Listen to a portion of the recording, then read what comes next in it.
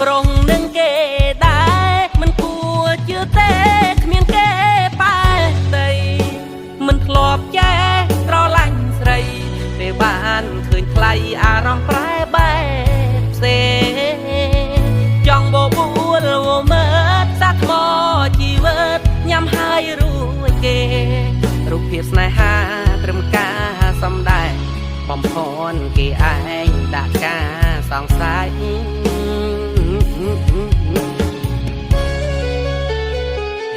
បើមិនប្រកាន់ទេសុំខ្ចីមាសមេធ្វើប្រពន្ធបងអួតគេផងមិនអោយឆ្គមឆ្គងផ្អែកស្មា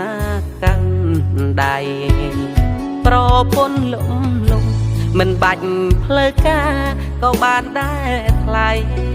ត្រឹមបង្ហាញភ្នែកអ្នកដទៃសុំសិទ្ធ